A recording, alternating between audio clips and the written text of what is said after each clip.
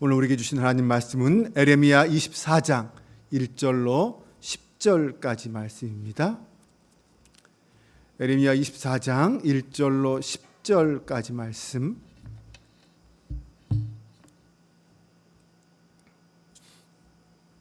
저와 여러분이 한 절씩 교독하며 봉독합니다. 제가 먼저 봉독합니다. 바벨론의 느부갓네살 왕이 유다 왕 여호야김의 아들 여고냐와 유다 고관들과 목공들과 철광들을 예루살렘에서 바벨론으로 옮긴 후에 여호와께서 여호와의 성전 앞에 놓인 무화과 두 광주리를 내게 보이셨는데, 처음 익은 듯한 극히 좋은 무화과가 있고 한 광주리는 나빠서 먹을 수 없는 극히 나쁜 무화과가 있더라. 여호와께서 내게 이르시되 에레미야야 내가 무엇을 보느냐 하시매 내가 대답하되 무화과이온데 그 좋은 무화과는 극히 좋고 그 나쁜 것은 아주 나빠서 먹을 수 없게 나쁘니이다 하니, 여호와의 말씀이 또 내게 임하니라. 이르시되 이스라엘의 하나님 여호와께서 이와 같이 말씀하시니라. 내가 이곳에서 옮겨 갈대아인의 땅에 이르게 한 유다 포로들을 이 좋은 무화과 같이 잘 돌볼 것이라. 내가 그들을 돌아보아 좋게 하여 다시 이 땅으로 인도하여 세우고 헐지 아니하며 심고 뽑지 아니하겠고, 내가 여호와인 줄 아는 마음을 그들에게 주어서 그들이 전심으로 내게 돌아오게 하리니 그들은 내 백성이 되겠고 나는 그들의 하나님이 되리라. 여호와께서 이와 같이 말씀하시니라.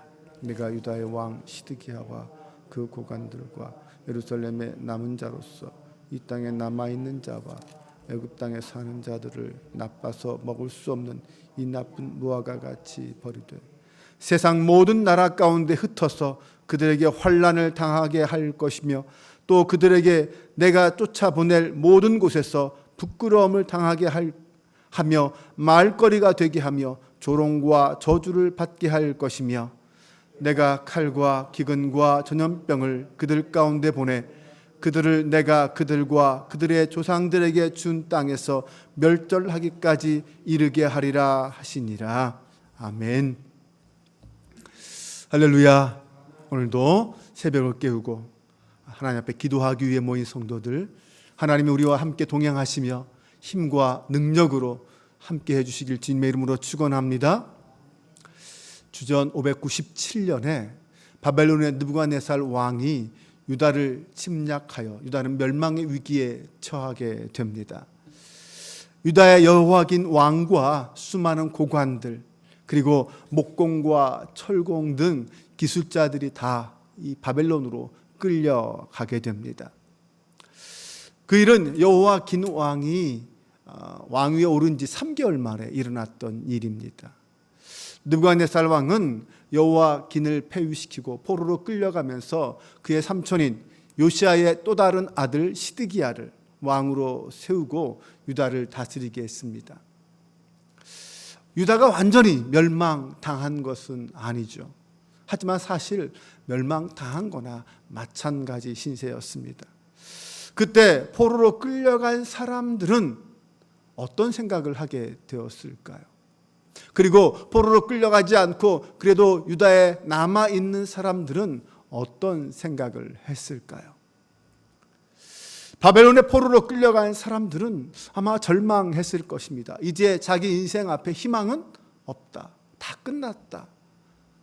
앞으로 포로 생활이 어떤 고난과 어떤 시련이 있을지 정말 막막하게 절망 가운데 끌려갔을 것입니다.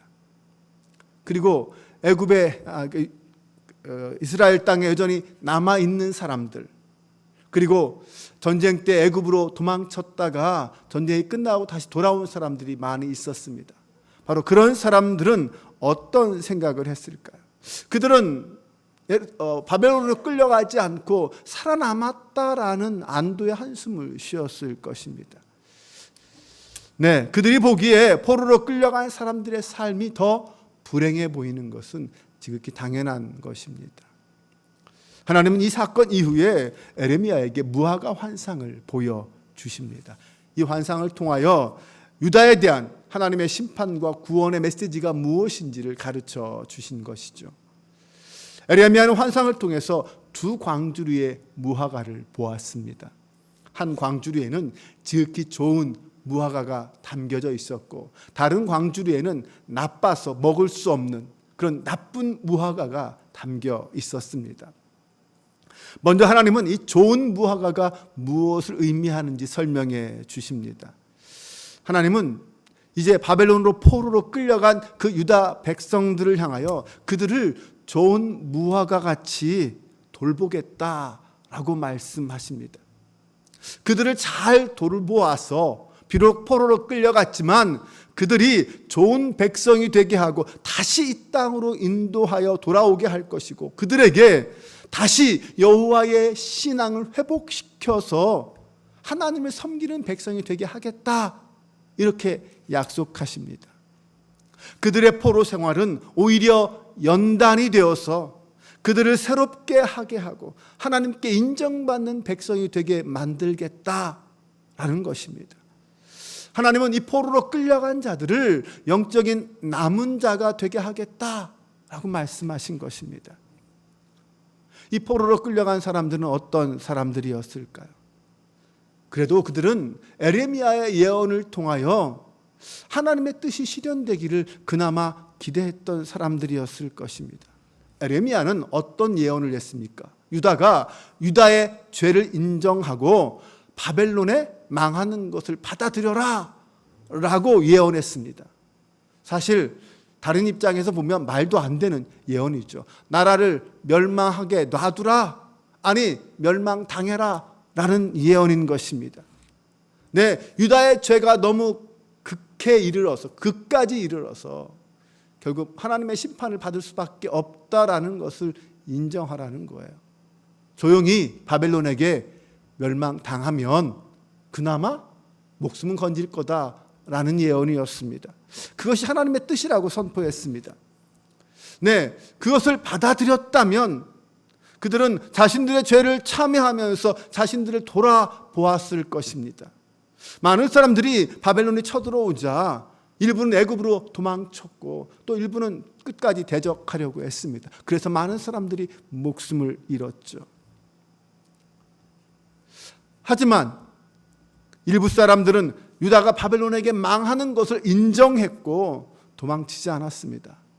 그리고 비록 포로로 끌려갔지만 에레미야를 통해 주신 그 하나님의 선포가 이루어질 것을 그들은 기대했습니다. 하나님은 고난과 징계를 통해서 하나님께 돌아오는 자들을 한없이 용서하시고 사랑으로 자비로 대하시는 분입니다. 고난의 목적은 하나님과의 관계를 새롭게 하는 것이었습니다. 포로로 끌려간 자들이 처음부터 좋은 무화과는 아니었습니다. 그러나 하나님은 고난 속에서 다시 하나님을 찾게 하심으로 포로로 끌려간 그들을 좋은 무화과 같이 되게 만드시겠다는 것입니다. 아직은 좋은 무화과가 아닙니다. 하지만 포로로 끌려가서 거기서 고난을 당하고 거기서 다시 신앙을 회복하게 하시면서 거기에서 좋은 무화과가 되게 하시겠다는 것입니다. 그러므로 오늘 우리도 이 고난 속에서 하나님만 원망하고 떠날 것이 아니라 우리 안에 있는 죄를 회개하며 다시 하나님께 향하여 돌아가야 합니다. 그러면 하나님과의 관계가 더욱 친밀한 관계가 될 것이고 우리는 하나님 앞에서 좋은 무화과로 빚어지게 될 것입니다.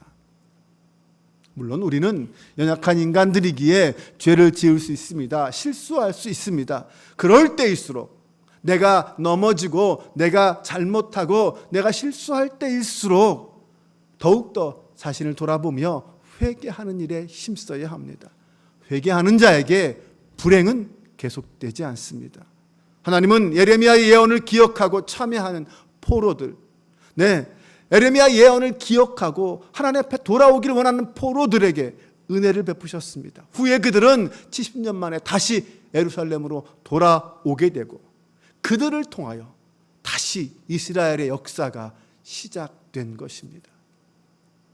포로로 끌려가지 않고 남아있던 사람들, 그들은 역사의 주인공이 되지 못했습니다. 하나님이 보여주신 또 다른 광주리에는 나쁜 무화과가 담겨 있었습니다. 하나님은 그들을 향하여 유다 왕 시드기야와 고관들, 그리고 유다에 남아있는 사람들, 애굽에 도망쳤다가 돌아온 사람들, 그런 사람들을 가리켜서 나쁜 무화과다라고 말씀하십니다. 그들은 썩어서 먹을 수 없게 된 무화과와 같이 하나님의 손에 결국 다 버려질 자들이라는 말입니다. 애굽으로 도망쳐 살아남았거나 포로로 끌려가지 않은 그들은 왜 하나님이 버리시는 것일까요? 그들은 에레미야를 통하여 자신들에게 심판을 경고하신 그 하나님의 뜻을 이해하지 못했습니다. 아니, 인정하지 않았습니다. 받아들이지 않았죠. 자신들은 죄가 없고 결코 멸망당하지 않을 것이다 라고 생각한 것입니다. 그리고 그 결과 그들은 자신들은 포로로 끌려가지 않았다라는 것에 만족하며 회개하지 않았습니다.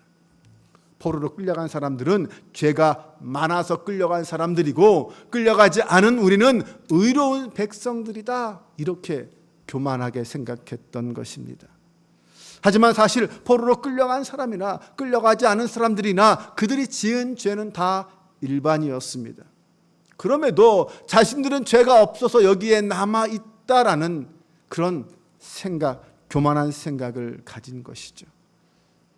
그리고 애굽으로 도망친 사람들은 남아서 그 고난을 몸소 체험하고 하나님 앞에 회개하기보다는 위험을 피하여 도망친 사람들입니다.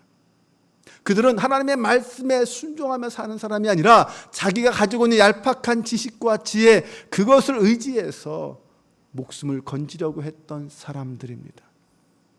자기 힘만 믿고 사는 사람들이죠. 하나님을 의지하는 게 아니라 사실 애굽을 의지하려고 했던 사람들입니다.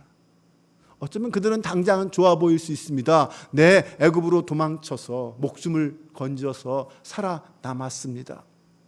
그러나 하나님은 하나님의 도우심을 의지하지 않고 자신의 힘을 의지한 그들을 끝내는 심판하십니다. 특히 여호와긴의 뒤를 이어 왕이 된 시드기야, 그런 하나님을 의지하지 않고 고관들의 말만 의지하다가 애굽을 의지했습니다. 하나님은 그런 시드기야와 고관들, 남아있는 자들을 다 나쁜 무화과라고 말합니다. 하나님의 뜻에 따르지 않고 끝까지 하나님의 뜻과 반대로 움직인 사람들이거든요. 하나님은 그들은 세상 모든 나라 가운데 흩어져서 환난과 부끄러움을 당하게 될 것이고 저주와 조롱을 받게 될 거다라고 심판하십니다. 칼과 기근과 전염병을 보내서 그들을 다 멸절시키겠다고 말씀하십니다. 오늘 우리도 우리의 죄를 회개하지 않고 하나님의 백성답게 순종하지 않는다면 결국 나쁜 무화과로 인정받을 수밖에 없을 것입니다. 하지만 비록 고난 때문에 힘겨울지라도 고난을 통하여 하나님의 백성으로 조금씩 성화되어 간다면 하나님의 위로와 은혜는 우리의 것이 될 것입니다. 좋은 무화과와 나쁜 무화과의 차이가 무엇이었습니까? 고난의 때에 회개하느냐 회개하지 않느냐의 차이입니다. 하나님은 우리가 하나님을 아는 자로서 지속적으로 거룩함과 온전함을 추구하는 사람이 되기를 원하십니다. 그것 때문에 고난도 허락하시는 거죠. 고난을 통하여 더 순결한 하나님의 백성으로 재련되기를 원하시는 거죠. 고난을 통하여 우리를 더 좋은 무화과로 만들어 가시는 것입니다. 그러므로 그 하나님을 의지하고 신뢰해야 합니다. 그분께 우리의 인생을 맡기는 것이 진짜 지혜로운 일이라는 사실을 기억해야 합니다. 오늘도 우리 앞에 어떤 일이 펼쳐질지는 아무도 알지 못합니다. 하지만 주어지는 삶의 자리에서 허튼 데 눈 돌리지 않고 하나님께 소망을 두며 하나님을 바라보며 오늘도 믿음으로 승리하는 저와 여러분 되시기를 주님의 이름으로 축원합니다. 기도하겠습니다. 하나님, 유다의 멸망 가운데 과연 우리는 좋은 무화과일까요? 나쁜 무화과일까요? 나의 실체를 제대로 보고 회개하며 겸손히 하나님의 인도하심을 따른다면 우리는 좋은 무화과가 될 것입니다. 하나님, 오늘 우리를 하나님 앞에서 좋은 무화과가 되게 하여 주옵소서. 비록 힘들고 고통스러운 날이 계속되는 그런 시련이 있어도 절망하지 말게 하시고 다시 일으켜 세우시는 하나님을 소망하며 인내하게 하여 주옵소서. 하나님이 함께 하시면 어떤 환경, 어떤 자리에서도 견딜 수 있습니다. 주님 말씀 붙잡고 주님의 은혜 의지하며 살아갈 수 있습니다. 우리에게 이 믿음을 더하여 주옵소서. 오늘도 주님을 향한 믿음의 고백 위에 하루를 시작하게 하심에 감사드리며 오늘 하루도 주님께 맡겨드립니다. 주님만 영광 받아 주옵소서. 우리 주 예수 그리스도의 이름으로 기도합니다. 아멘.